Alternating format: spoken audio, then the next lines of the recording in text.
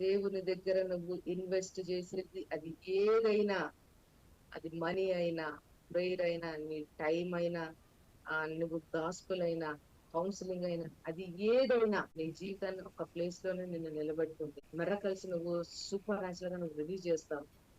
దేవుడు నిన్ను awesome place లో దేవుడు పెట్టాడు.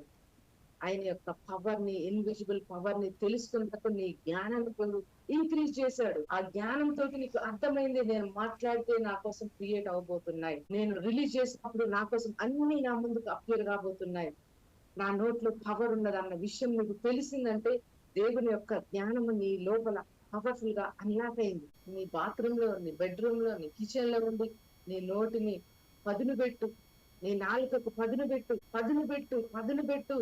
అదే నువ్వు చూస్తావు. అదే నీకోసం గోల్డెన్ గేట్స్ ఓపెన్ అవ్వడం చూస్తావు.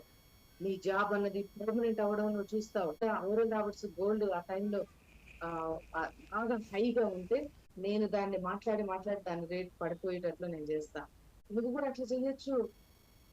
నీకు రేటు అనుకూలంగా రావాలంటే నువ్వు దాంతో మాట్లాడు. ఏ శ్రమలో నాకు ఆ గోల్డ్ రేటు డౌన్ అయిపోవును గాక, ఏ శ్రమలో నేను ఆజ్ఞాపిస్తున్నా. ఇదే పదే పదే పదే పదే రాబర్ట్స్ అని అని అని ఏ రేటుకైతే రావాలనుకున్నాడో అదే రేటుకి ఆ ఇయర్ లో గోల్డ్ రేట్ అనేది తగ్గిపోయింది. అంటే థింగ్స్ ని, పరిస్థితులను నీ కంట్రోల్ లోకి తెచ్చుకోవడానికి నువ్వు నీ మాటలను గనక నువ్వు ఆ పవర్ఫుల్ ఒక బుల్లెట్స్ లాగా నువ్వు వాడితే ఏదైనా నీ జీవితంలో నువ్వు దాన్ని సొంతం చేసుకుంటావు. చూస్తావు నువ్వు